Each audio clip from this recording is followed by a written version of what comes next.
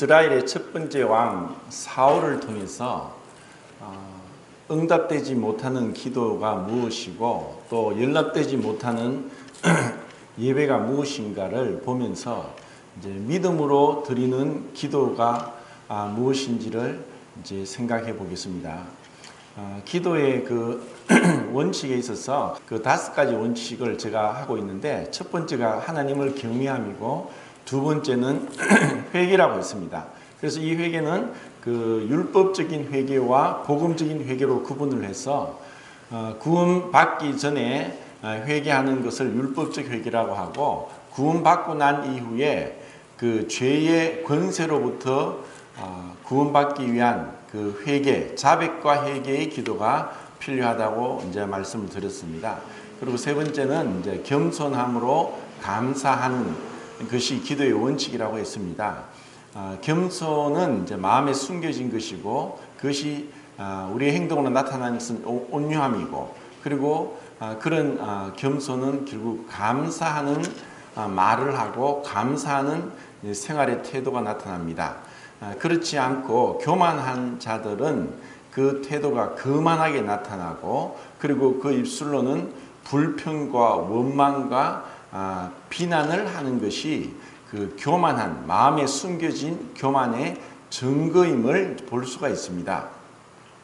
그리고 이제 네 번째가 이제 믿음의 기도인데, 그 믿음의 기도는 그 하나님의 뜻대로 행하는, 하나님 그 말씀에 부합하는 그러한 기도가 믿음의 기도입니다. 그러면은 하나님 말씀에 부합하는 기도, 그것은 하나님께서 명백하게 기록한 말씀에 대해서 나의 생각이 옳고 그름으로 따지고 판단하지 않고, 하나님의 절대적인 주권자로서 창조주요 구속자로서의 그 하나님 앞에 내 생각을 다 내려놓고 순종하는 것입니다. 그렇기 때문에 이 믿음은 단순한 어떤 소극적으로 마음의 동의, 지적인 동의가 아니라 적극적으로 순종하는 것이고, 그리고 내 마음에 있는 그 헛된 생각들을 버리는 것이고, 그리고 그것은 자기를 부인하는 것이라고 했습니다. 이것이 이제 믿음이 신념과의 차이인데, 세상에서 신념이 있는 자들은 반드시 성공합니다. 이 신념이 없는 자들은 뭐 공부를 하든가 운동을 하든가 사업을 하든가 다른 어떤 인간관계에 있어서도 정함이 없이 이리저리 마음이 흔들리고 이거 됐다 저거 됐다가, 흔히 세상에서도 한 우물을 파라고 했는데 조금 하다가 힘드니까 또 계속 바꾸면은 결실을 맺지 못하죠. 운동선수들이 인내하고 또 여러 가지 이제 뭐 자기 자신을 이기고 극복하지 못하면 절대로 메달을 딸 수가 없습니다. 우리는 그들이 딴 메달에 대해서 부러워할 수 있지만, 그들이 그 훈련 중에 피땀 흘리면서 인내하고 했던 것들에 대해서 감각이 쉽습니다. 그런데 그들은 그런 신념으로 이기는 거죠. 그런데 이러한 이제 신념이 믿음 안에 들어오면은, 그것은 신념은 자칫하면 정말 괴물을 만듭니다. 왜냐하면 믿음은 신념이 아니라, 신념은 자기 주장, 자기 확신, 그리고 자기 최면, 또 마인드 컨트롤을 통해서 그 어떤 목표를 향해서 계속 끊임없이 달려가는 것인 반면에, 믿음은 끊임없는 자기 부정입니다. 자기를 부인하는 것이고, 그것은 하나님 말씀 앞에 굴복하는 것입니다. 자, 사무엘상 15장을 펴겠습니다. 제가 그 시간이 많이 남지 않았기 때문에 필요한 구절만 이제 읽겠습니다. 1절, 2절, 3절 읽겠습니다.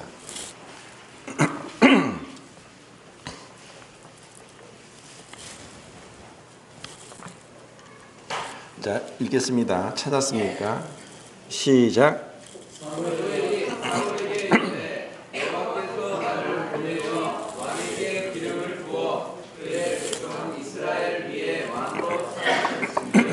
이제 왕은 여호와의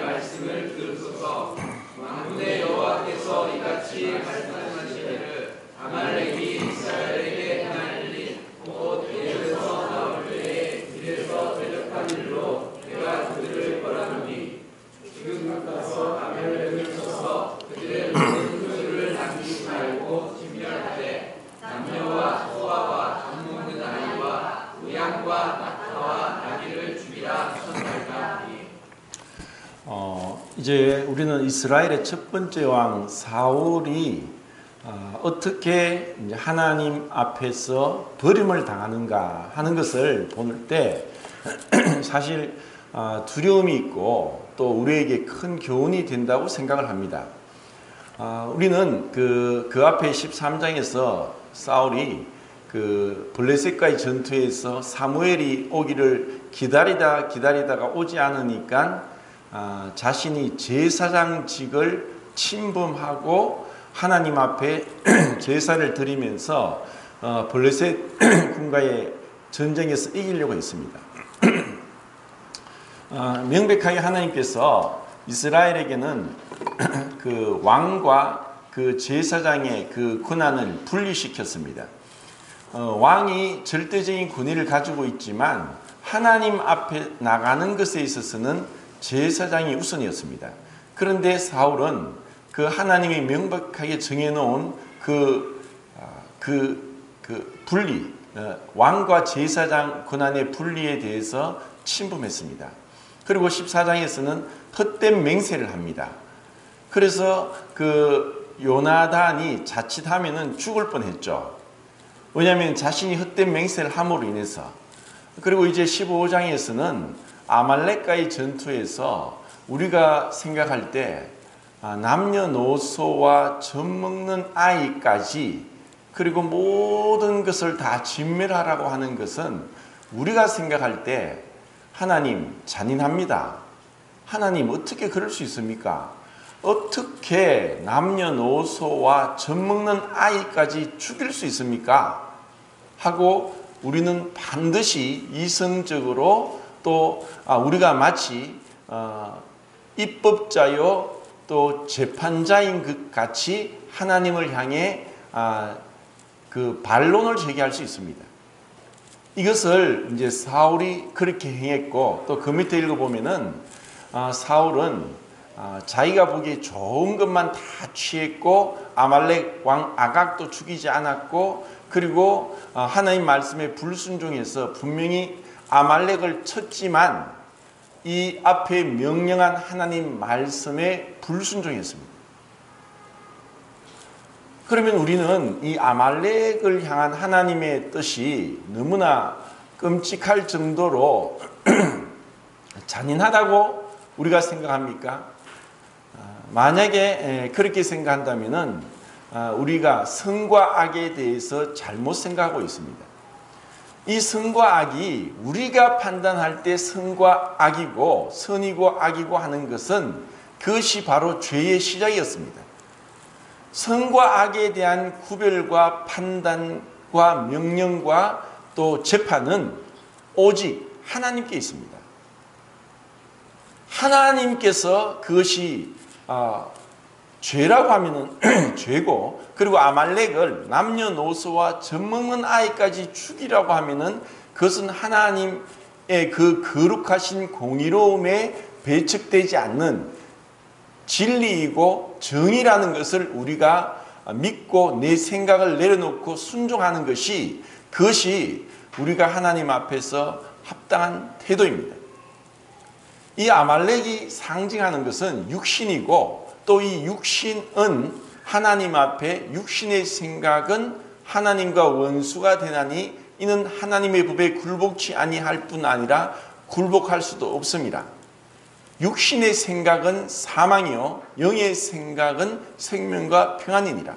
육신에 있는 자들은 하나님을 기쁘시게 할 수 없느니라 하는 로마서 8장 말씀을 통해 보더라도 그리고 골로새서 3장에 땅에 있는 지체를 죽이라.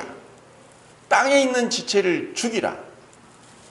땅의 것을 사모하지 말고 위의 것을 찾으라 하는 이와 같은 이제 말씀과 연관지어 볼 때 아말렉은 육신을 상징합니다. 그리고 이것은 출애굽기 17장에 제일 먼저 나타나는데, 이 육신을 향한 전쟁에서 여호수아가 칼을 들고 아말렉과 싸우지만 그 아말렉과의 싸움의 전쟁의 승리와 패배는 여호수아의 칼날에 있었던 것이 아니라 모세가 손을 들면 이기고 내리면 지는 그러한 전쟁으로 우리는 출애굽기 17장에 볼 수 있습니다. 결국 이 육신에 대한 그 전쟁은 우리의 능력에 있지 않다. 전적으로 기도에 있다는 것을 보여주고 있고, 그리고 지금 사무엘상 15장에서 아말렉에 대해서는 추호의 어떠한 동정심도 가지지 말고 모두가 멸하라고 하는 것은 하나님의 거룩한 명령입니다. 이것에 대해서 세상 사람들은 많은 반론을 제기하면서 마치 자기 생각이 옳은 것처럼 변론하고 판단하고 비난하고 감히 하나님 앞에서도 고개를 뻣뻣이 들고 대적을 합니다. 지금은 모르지만 그렇게 하나님이 없다고 하나님에 대해서 온갖 반론을 제기하고 믿지 않는 악심을 품고 하나님 앞에 불순종했던 자들에 대해서는 하나님께서 공의로운 조금의 불의도 없는 완전한 재판을 하실 것이고, 그 재판을 받고 그들은 둘째 사망 영원한 불못에 갈 것입니다. 사울은 이렇게 불순종했습니다. 그리고 그 밑에 또 읽어보겠습니다. 11절 읽겠습니다. 11절 시작. 내가 사울을 왕으로 세운 것을 후회하노니 그가 돌이켜서 나를 따르지 아니하며 내 명령을 행하지 아니하였습니다. 하시니라. 사무엘이 근심하여 공방을 여호와께 부르짖으라. 그 사울을 향한 하나님의 말씀은 하나님의 말씀은 거룩한 명령이고, 또 우리가 이해되지 못할지라도 마치 어린아이가 그 엄마 아빠가 이것을 하면 안 돼 하고 하는 것에 있어서 어린아이가 이해를 못할지라도 엄마 아빠의 그 말씀이기 때문에 순종하는 것이 자식으로서의 태도인 것처럼 우리는 지금 그러한 그 깊은 것을 모릅니다. 근데 이것을 우리는 아말렉에 대한 하나님의 말씀을 볼 때 하나님께서 얼마나 죄를 혐오하시고 미워하시고 가정이 여기시고 결코 용납 못할 것인가를 우리는 볼 수 있어야 합니다. 그리고 정말 우리가 죄에 대한 그 진정한 회개는 주님 앞에 가까이 가면 갈수록 그 하나의 명령도 불순종하는 것은 하나님 앞에 얼마나 큰 불명예를 돌려드리는가를 알게 되는 것이고, 그리고 진정으로 우리가 구원받고 나서야 죄가 얼마나 끔찍한지를 알게 됩니다. 우리는 이 죄에 대해서 사람들의 생각으로 미화하고 포장하고 합리화시키고 변명하고 할지 몰라도 하나님 앞에는 범죄한 자는 결단코 용서하지 않는다. 왜 하나님께서 불순종한 마귀들을 영영한 불에 집어 던져 넣으시고, 그리고 이 하나님을 모르는 자들과 우리 주 예수의 복음을 복종치 아니한 자들에게 형벌을 주시리니 이러한 자들이 주의 얼굴과 그 힘의 영광을 떠나 영원한 멸망의 형벌을 받으리로다 하는 그 말씀의 그 참된 의미를 우리는 사실 잘 모릅니다. 그런데 이제 구원받고 나서도 하나님은 은혜의 하나님이고 사랑의 하나님이고 자비와 인자가 풍성하신 하나님이기 때문에 우리의 육신의 연약함을 알고도 내가 이렇게 실수하고 죄를 범하고 불순종한 것에 대해서 용서해 주실 것이다 하고 생각할 수도 있고, 그렇게 한다면은 설사 하나님의 은혜로 믿음으로 구원받았다 할지라도 그런 자들과 하나님이 함께 동행하실 수 없고, 그러한 자들의 기도는 하나님이 외면하십니다. 내 마음의 죄악을 품으면 주께서 듣지 아니하신다 하고 시편 66장에 분명히 나와 있습니다. 그런데 우리가 알고서도 얼마나 많이 하나님 말씀을 합리화시키고 자기 자신을 변명하고 그렇게 합니까? 그리고 하나님은 이제 그 뒤에 보겠는데 그 약속에 대해서 신실하신데 그것을 우리가 소홀히 여기면 하나님은 우리에 대해서 우리가 그분을 존중하는 만큼 그분은 우리를 존중해 주실 것이고 우리가 그분께 가까이 가는 만큼 그분은 우리에게 가까이 오실 것이고 우리가 진실된 만큼 그분은 그분의 진실함을 보여주실 것이고 우리가 불순종하는 만큼 하나님의 거스르심을 보이실 겁니다. 그래서 우리는 어린아이 같은 단순한 마음과 그리고 작은 것이라도 욥과 같이 마음으로라도 혹 범죄했을까 해서 하나님께 회개하고 자식들이 7명의 아들과 3명의 딸이 혹시 마음으로라도 죄를 범했을까 해서 번제를 드리는 하나님 앞에 투명하고 진실되고 거짓이 없는 정직한 모습으로 나갈 때 그때 주님은 우리를 축복하십니다. 그래서 내 양심으로 그리고 명백히 기록된 말씀으로 그리고 성도들과 함께 그 약속한 그런 성도들과 약속에 있어서 그것을 소홀히 여기는 만큼 하나님의 거룩하심은 훼손되고 그분 앞에 우리의 기도는 응답되지 못합니다. 그 밑에 시간 관계상 이제 18절부터 23절까지 읽겠습니다. 18절부터 23절까지 시작.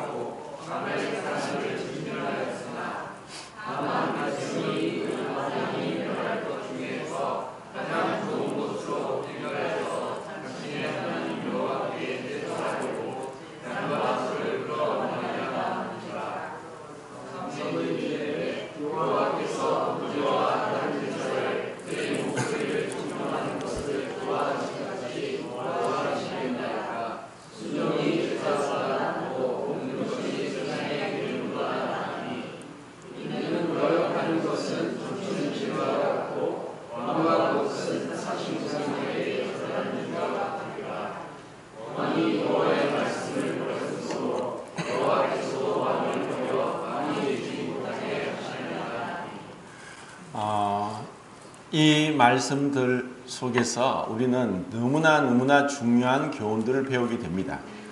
우리의 육신에 선한 것이 없다. 만약에 우리의 육신에 어떤 뛰어남으로 자랑할 때 교만의 죄에 빠지고 또 우리의 육신의 연약함으로 그 연약함에 사로잡힐 때 열등감과 자격지심과 우울함에 빠지는 것이 우리의 모습입니다. 우리에게는 육신의 강함도 죄요, 약함도 죄입니다. 그런데 우리는 사울과 같이 내 마음에, 내 판단에, 나의 생각에 옳고 그름을 끊임없이 만들어내고 있습니다. 우리가 하나님 앞에 정직하게 빛 가운데 나갈 때는 우리가 혹 어떤 일로 큰 성과를 거두고 또 믿음의 업적을 남기고 할지라도 나의 나된 것은 하나님의 은혜입니다. 그것은 나의 능력이 아니라 주님의 능력입니다. 나에게서는 선한 것이 없습니다 하면서 겸손하게 주님을 높이지 않고 마치 그것이 자기의 능력으로 행한 것처럼 한다면 그것은 또 죄가 되는 것입니다. 그리고 또 우리는 우리의 연약함이 있고 또 우리의 부족함이 많은데 그러한 연약함과 부족함에 계속 쌓이게 될 때 그때 하나님을 무시하는 것이고 하나님 말씀에 불순종하는 것이 됩니다. 우리가 이러한 육신의 이 여러 가지 모양으로 나타나는 교만과 열등감의 중심은 자아입니다. 이 자아가 십자가로 처리되고 그리고 주님 앞에 온전하게 십자가에 못 박힌 그리스도와 함께 부활의 생명으로 주님을 의지할 때 그때 주님이 나타나시는 것이고 그때 우리는 우리의 어떠함을 통해 하나님이 영광을 받으시게 되는 것입니다.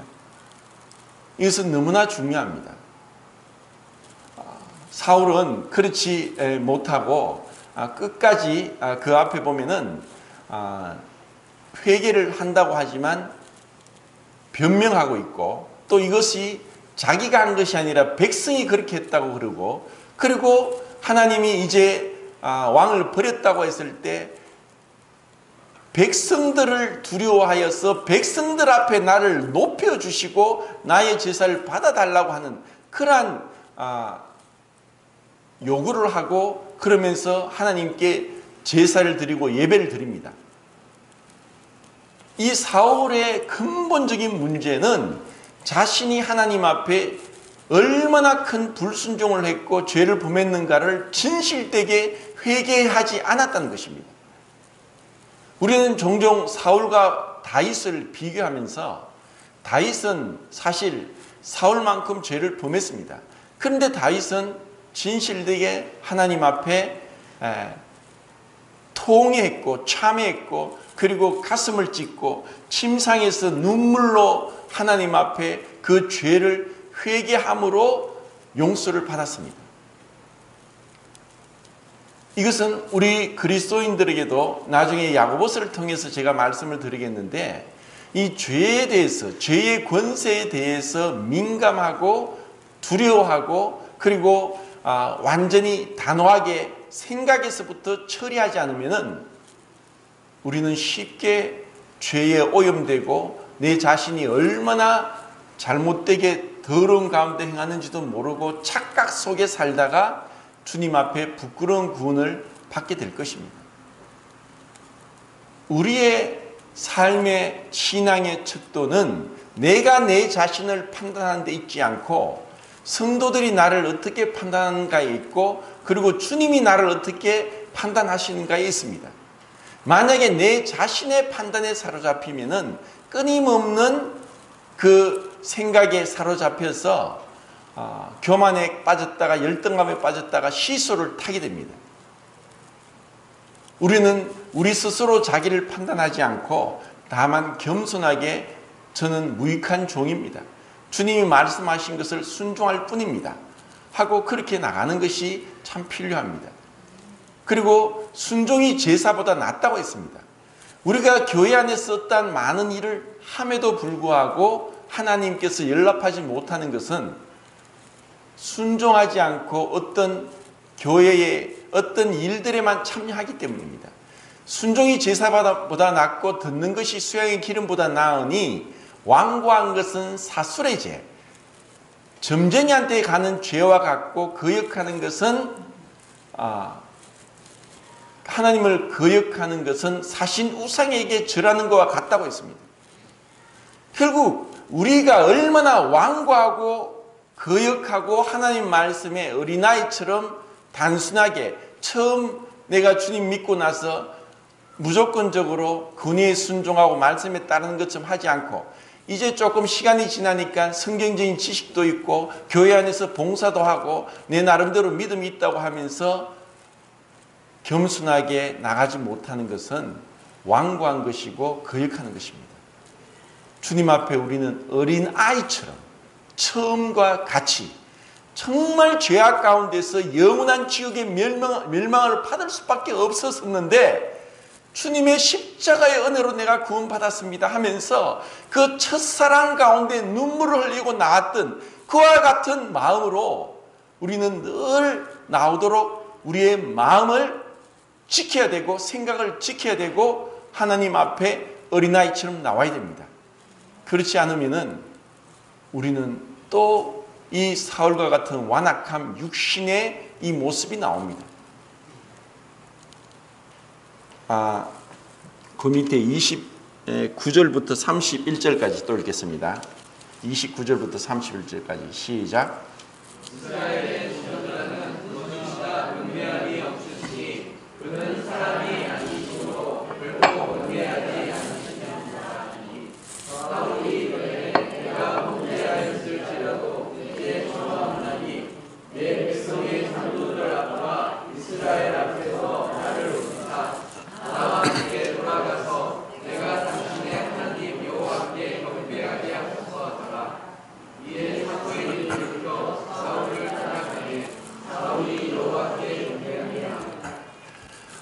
사울은 그 또 뒤에 이제 18장, 19장, 20장 보면은 다윗을 죽이려고 계속 창을 던지고 3,000명의 군사를 데리고 그 혼자 있는 다윗을 끝까지 추격하고, 그리고 다윗을 변호했던 아들 요나단까지 죽이려고 했고, 그리고 이후에 이 악신이 사울을 괴롭히니까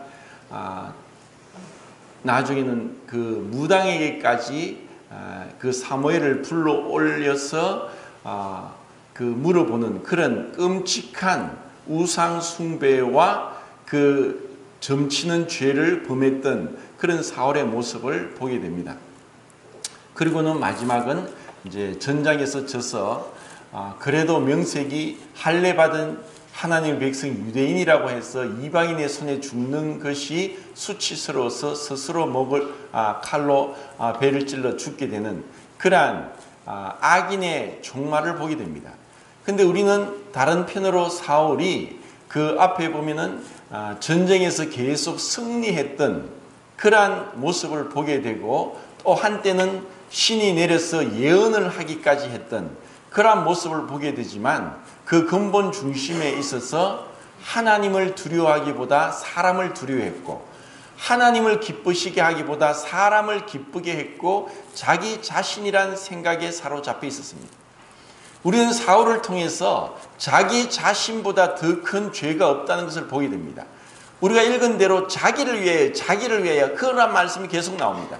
그리고 우상에 대해서 그 구약 성경에서 항상 우상에 대해 붙는 것이 단어가 있는데, 그것은 자기를 위하여 우상을 만들지 말라고 했습니다. 그래서 가장 큰 우상은 자기 자신입니다. 자기 자신에게서 벗어나지 못하는 이상 우리는 하나님께 나가지 못합니다. 구원 받았을지라도 자기로부터 벗어나기 위해서는 주님만을 바라봐야 됩니다. 그렇기 때문에 믿음은 자기 부정이요, 하나님이 어떠한 분이고 나에게 무엇을 행하셨는가를 바라보는 것이 믿음이고, 행위와 율법과 그리고 교만은 내가 어떠한 사람이고 내가 무엇을 했고 다른 사람이 나를 어떻게 판단하고 하는 그러한 철저한 자기 자신에게 사로잡혀서 헤어나지 못하는 것이 바로 우상 숭배고 죄입니다. 하나님은 변혁지 않는다, 변개하지 않는다. 그분은 약속을 신실하게 지킨다. 그리고 우리는 그 약속을 붙잡고 하나님께 나가야 됩니다. 자, 야고보서 보겠습니다. 야고보서 1장입니다.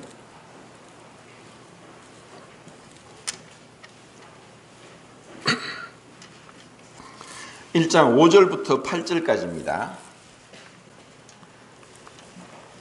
5절부터 8절까지 읽겠습니다. 시작.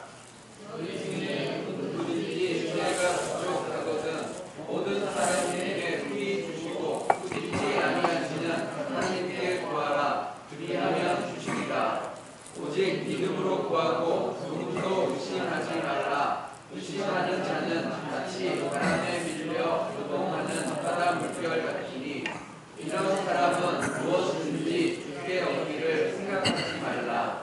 두 마음을 품어 모든 일에 정함이 없는 자로다. 믿음의 반대는 의심이고 믿음의 반대는 불신입니다. 믿음을 가지고 있으면은 하나님을 기쁘게 하는데, 사실 우리가 하나님을 기쁘게 할 것은 하나님이 어떠한 분인가, 그분에 있는 그대로 그분의 위대함과 전능함과 사랑에 대해서 인정하고 내 생각과 판단을 의지 않고 그분 있는 대로 그분을 바라보고 나가는 것이 믿음입니다. 그리고 주님은 사무엘상 15장에 29절입니까? 거기서 말씀한 것처럼 변형하지 않는다, 변개하지 않는다. 그 약속을 반드시 지키신다. 그런 하나님의 신실하심을 바라볼 때 우리는 믿음으로 기도하고 의심하지 않습니다. 그런데 우리가 믿음으로 기도해 놓고 의심하는 것은 하나님에 대한 엄청난 모독이고 불명예입니다. 하나님은 모든 것을 하실 수 있는데 하나님이 이것을 하실까? 들어주실까? 들을 능력이, 응답할 능력이 있을까? 하나님이 듣지 않은 것인가 아닌가? 주무시지 않는가? 하나님이 나의 이런 괴로움과 나의 신음소리를 알고 계시는가? 이런 마음의 불안함과 또 의심, 그리고 요동치는 갈팡질팡하는 그러한 자들은 무엇이든지 얻기를 원하지 마라. 그렇게 말씀합니다. 두 마음을 품었다. 예수님도 산상수훈에서 말씀합니다. 너희가 하나님 아버지와 돈을, 세상을 함께 섬기지 못한다. 한 종이 두 주인을 섬기지 못함 같다. 우리가 보이지 않는 하나님을 믿고 나아가느냐, 아니면 보이는 돈과 세상과 재물을 믿고 사람을 믿고 나아가는가? 하나님은 우리의 마음 중심을 보고 계십니다. 그리고 다윗에게 기름 부을 때도 이새의 집에서 사무엘에게 하나님이 하신 말씀이 있습니다. 사람은 외모를 보거니와 나 여호와는 중심을 보느니라. 우리는 외모를 봅니다. 사람이죠. 그것은 그 마음 중심을 헤아리지 못하기 때문입니다. 그런데 하나님은 우리 마음 중심을 꿰뚫어 알고 계십니다.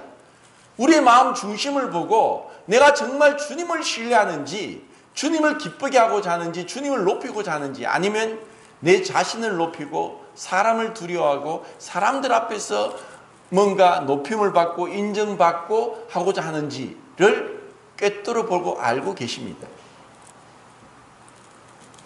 우리에게 이 기도는 주님 앞에 주님의 주님 되심을 인정하는 것이고, 주님의 주재권 앞에 굴복하는 것이고, 그리고 나의 연약함과 부족함으로 인해서 열등감과 자격지심에 빠지는 것이 아니라 내게 능력 주시는 자 안에서 내가 모든 것을 할 수 있느니라. 사람은 할 수 없으되 하나님은 모든 것을 하실 수 있느니라. 그런 하나님 앞에 하나님 말씀했습니다. 누구든지 내게 와서 구하면 내가 응답하겠다고 하셨습니다. 그것은 하나님의 능력, 전능하심이 아니면 불가능합니다. 어떠한 자도, 어떠한 기도도, 어떠한 문제도, 어떠한 어려움도 그분의 신실하심을 믿고 나가면은 주님이 그 약속을, 그 하신 말씀을 지키시기 위해서 우리의 연약함과 부족함에 상관없이 그분의 전능하심으로 우리의 기도를 응답하신다는 것입니다. 이것이 얼마나 복된 것입니까? 오늘 그 예배 드리기 위해서 이제 북한교회 그 형제님 자매님 부부가 오셨다가 이제 결혼식 때문에 이제 가셨는데, 잠깐 교제를 하니까 20년 이상을 이게 돼지 농장을 했습니다.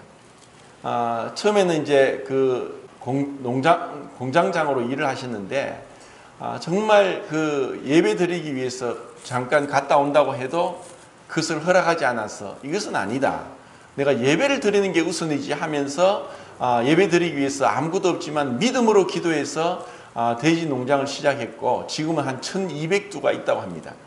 그러면서 이제 그 여러 이제 어려움이 오고 구제역이 오고 또 질병이 걸리고 하는데, 처음에는 계속 고생을 했는데 훌륭한 수의사 불러오고 좋은 백신 처방하고 또 여러 가지 시설 그렇게 준비하고 다 하긴 했는데, 기도보다 더 좋은 처방이 없다는 것을 깨달았고 늘 기도한답니다. 우리가 생각할 때 돼지를 위해서 기도하는 게 그게 좀 무서운지 몰라도, 그것을 통해서 하나님의 어떠한 것에도 모든 것에 우리는 기도할 수 있습니다.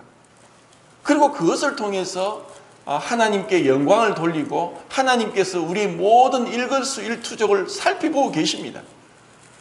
근데 우리가 살아가면서, 세상 살아가면서 얼마나 많은 일들이 있습니까? 근데 우리는 이런 것까지 기도할 거 있냐 하는 생각을 할 수 있는데, 아닙니다. 모든 것을 기도하십시오. 그리고 믿음으로 기도하고 하나님은 응답하신다. 그리고 내 자신을 살펴보십시오. 내가 죄 가운데 있지 않는가? 그것을 죄를 완전히 단호하게 버리고 돌아서지 않으면은 그 죄 때문에 기도가 응답되지 않습니다. 하나님의 손이 짧아 구원치 못하겠느냐? 귀가 둔하여 듣지 못하시겠느냐? 너희 죄가 하나님과 너희 사이를 내어서 너희를 듣지 않으시게 함이니 하고 이사야서 59장에 1절 2절에 말씀하고 있습니다. 하나님은 모든 것을 하실 수 있습니다. 다만 우리가 이 죄의 권세로부터 정결함을 입지 못하고 너희가 만일 너희 죄를 자백하면 저는 미쁘시고 의로우사 우리의 모든 불의에서 깨끗하게 하실 것이요 하고 요한일서 1장 9절의 그 말씀을 생각하면서 나가는 것입니다. 자, 5장 보겠습니다. 5장 13절부터 18절까지.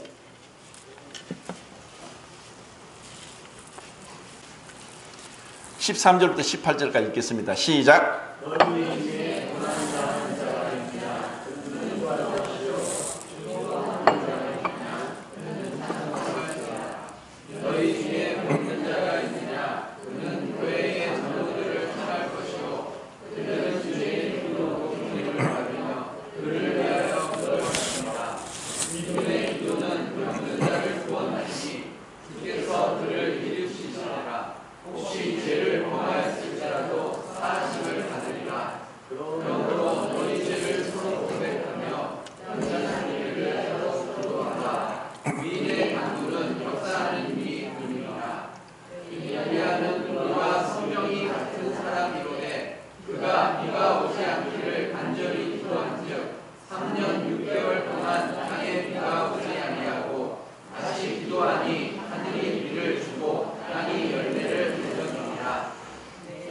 예, 이제 시간이 다 됐습니다. 이제 마지막으로 정리를 하고 마치겠습니다.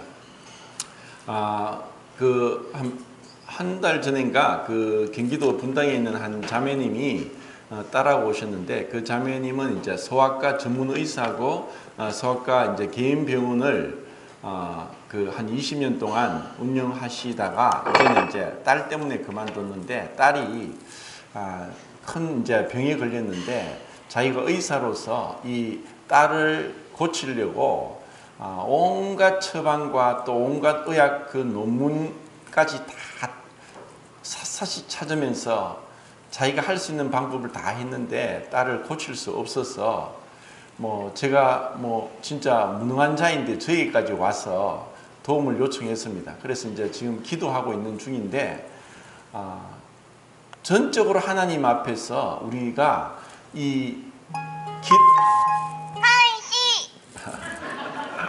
이제 마치랍니다. 자, 이 야고보서 5장 말씀을 기억하시고 우리가 죄를 자백해야 됩니다. 그리고 하나님을 투명해야 됩니다. 그리고 진실되게 나갑니다. 그러면 하나님이 놀랍게 기도를 응답하십니다. 우리 기도의 응답을 체험하는 정말 살아있는 신앙인, 하나님 앞에서 동행하는 이 복된 그리스도인으로 살길 원합니다. 감사합니다.